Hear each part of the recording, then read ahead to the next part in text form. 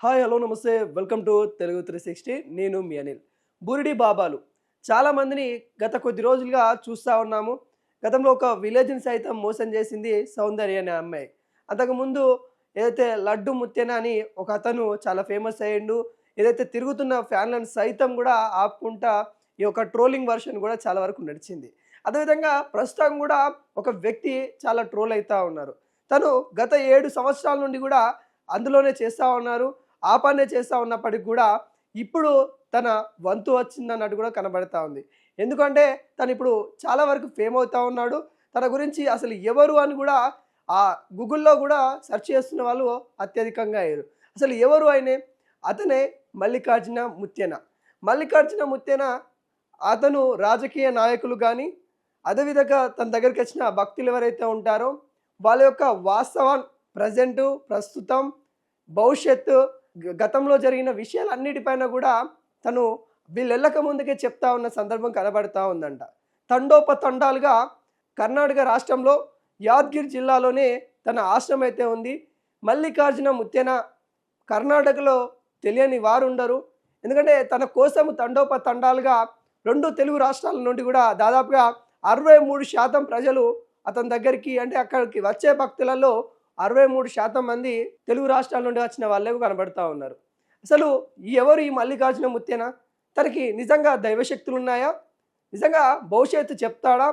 Mobile ఫోన్లతో సహా ఎవరైతే తన దగ్గరికి వెళ్ళారో నాకు ఈ ప్రాబ్లం ఉంది, పలానా ప్రాబ్లం ఉంది, పెళ్ళి అవ్వట్లేదు, లేకుంటే మా ఫ్యామిలీలో ఇబ్బందులు ఉన్నాయి, నా భవిష్యత్తు ఇలా ఉంటుంది అనే అంశాల మీద తెలుసుకోవడానికి కొంత ఆతృత ఉన్న ఎవరైతే మల్లికార్జున ముత్యన దగ్గరికి వెళ్తారో వాళ్ళ ఫోన్ నెంబర్లతో సహా, వాళ్ళ కుటుంబాల పేర్లతో సహా అన్నీ చెప్తా ఉన్నాడంట.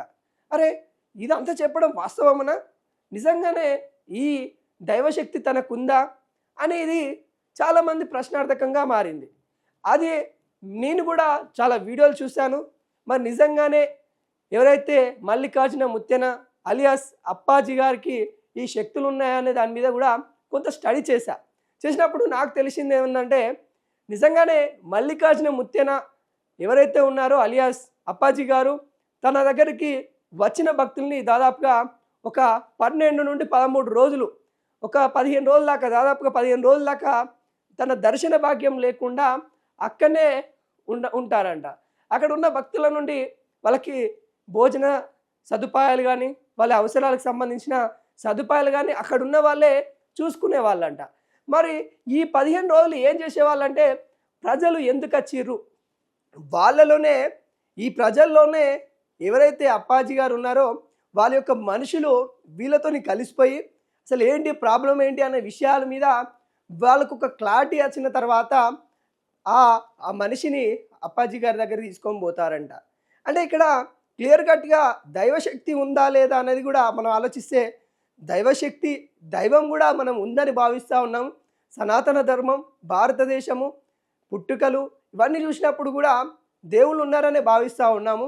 కానీ ఇలా దేవుళ్ళ పేరు చెప్పేసి ఏదైతే వాళ్ళ యొక్క సంబంధిత ఎవరైతే అక్కడికి వెళ్ళిన వ్యక్తుల యొక్క డేటా అంత ఇన్ఫర్మేషన్ అంతా వాళ్ళ మనసులు ఒక భక్తుల రూపంలో వాళ్ళలోనే కలిసిపోయి ఇన్ఫర్మేషన్ అంతా తీసుకున్న తర్వాత మళ్ళీ అదే ఇన్ఫర్మేషను అప్పాజీ నోటి గుండా ఆ ప్రజలకు చెప్పడం ద్వారా అరే నిజమే మా భవిష్యత్తు ఇలా ఉంది, ఇలా అయిపోవాలనుకుంటున్నాను అని ఆ అప్పాజీ గారు చెప్తున్న సిచ్యువేషన్ కనబడతా ఉందంట.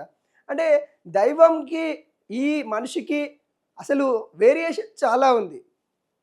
దైవశక్తి వేరు, మనిషికి ఒక అంటే గతంలో జరిగిన దాని గురించి ఏమన్నా అంటే తన యొక్క ముఖ కవళికలు కానీ, తన యొక్క ఇబ్బందులు కానీ, తను ఉన్న ప్రస్తుతం ఉన్న సిచ్యువేషన్ కానీ ఏదన్నా ఒకటి ఒక్కరికో ఇద్దరికో చెప్పగలే ఒక అవగాహన ఉంటుంది కావచ్చు. ఎందుకంటే సైన్స్ పరంగా అది కూడా ఏదైతే ఈ జాతకాల ద్వారా కాకుండా ఒక వ్యక్తి సైకలాజీ పరంగా తను మాట్లాడే విధానం బట్టి తన భవిష్యత్తులో ఈ విధంగా దెబ్బతిన్నాడనే విషయాలు చెప్పవచ్చు. అంతవరకు చెప్పే ఛాన్స్ అయితే ఉంది. కానీ భవిష్యత్తులో ఏమవుతుంది, నువ్వు సీఎం అవుతావా, ఎమ్మెల్యే అవుతావా ఏందనేది కూడా ఎవరు చెప్పలేరు. కానీ అప్పాజీ గారు చాలా విషయాలు చెప్తా ఉన్నారంట.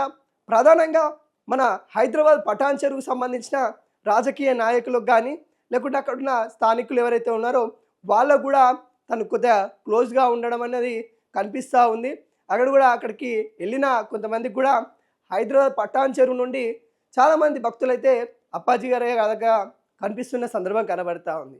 మరి ఎందుకు గతంలో కూడా ఒక ఫేమ్ అయిన వాళ్ళని కూడా చూస్తూ ఉన్నాం. కుంభమేళలో మోనాలిసా కావచ్చు, మరి అంత ముందుకు ఒక కచ్చాపాదం సాంగ్ వాడుకునే వ్యక్తి కావచ్చు, ఇలా అనేక ధోరణిలో మనకి ఒక ట్రోల్ వర్షన్ అయితే నడుస్తూ ఉంటుంది. మరి దాంట్లో భాగంగానే ఈరోజు మల్లికార్జున ముత్తెన అలియాస్ అప్పాజీ గారి వంతు వచ్చిందని కూడా చెప్పుకోవచ్చు. తను ఏదైతే చేస్తూ ఉన్న పనులు ఏవైతే ఉన్నాయో దాని మీద ప్రజలు నమ్ముతూ ఉన్నారు, నమ్మి అతని దగ్గరికి వెళ్తూ ఉన్నారు. కానీ దాని వెనకాల ఒక దోపిడీ నడుస్తూ ఉంది.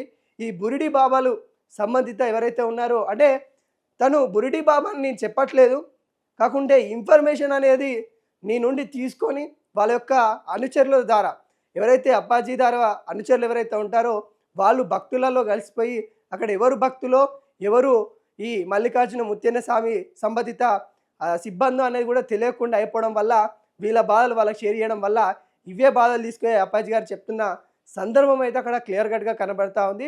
ఇలాంటి బురిడి బాబలంతో నమ్మద్దు అన్నది కూడా చాలా కరెక్ట్గా చెప్తా ఉన్నాము. గతంలో కూడా ఎంతోమంది వచ్చారు, ఎంతోమంది వాళ్ళ టైం అయిపోయిన తర్వాత వెళ్ళిపోయిన సిచ్యువేషన్లు చూస్తాం. కానీ ఇలాంటి వాళ్ళ దగ్గరికి వెళ్ళి మీ యొక్క సంపదను కానీ మీ యొక్క డబ్బును కానీ వృధా చేసుకోకండి. కష్టాన్ని నమ్ముకోండి.